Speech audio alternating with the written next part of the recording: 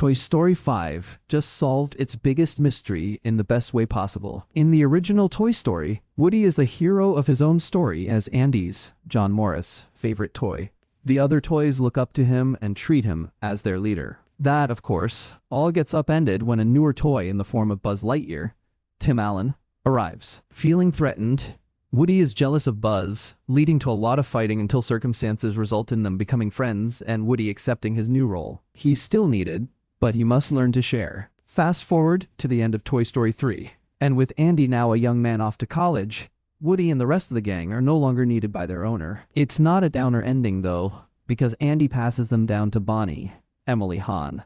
The toys will be okay. In Toy Story 4, they are still loved by Bonnie. However, she has a new favorite, not in the form of a shiny new toy, but a silly-looking plastic fork named Forky, Tony Hale. At the end, Woody accepts that he's no longer needed, so he and Little Bo Peep, Annie Potts, along with some other toys, leave the group to go on the road, with their mission being to help toys find a home. It's another beautiful ending that warms and breaks the heart at the same time. To keep the Toy Story franchise moving on is a risky call. The films mean so much to generations, and with every entry nearly flawless so far, how would audiences handle a sequel that didn't work and felt like a phoned-in cash grab? It's understandable if you had that fear for Toy Story 5. Then came a plot fitting for our times, with the new villain being an attention-stealing tablet named Lilypad, Greta Lee. Woody is out there in the world, still doing his own thing away from his old friends, but he still keeps in contact with Jessie,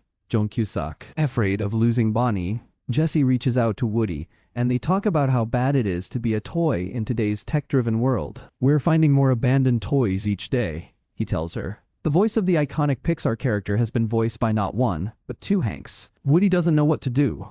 But when Jessie tells him she's losing Bonnie, he comes back as fast as he can. Not because the plot needs to find some way to squeeze the old hero in there, but because it's a continuation of his already established character. He helps toys find a home, so why wouldn't he help his best friends keep theirs, even if he doesn't have the answers? In Toy Story 5, his job will be harder than ever. He's not going up against a similar toy or human being. This time, technology is the antagonist. It's a seemingly impossible fight to win.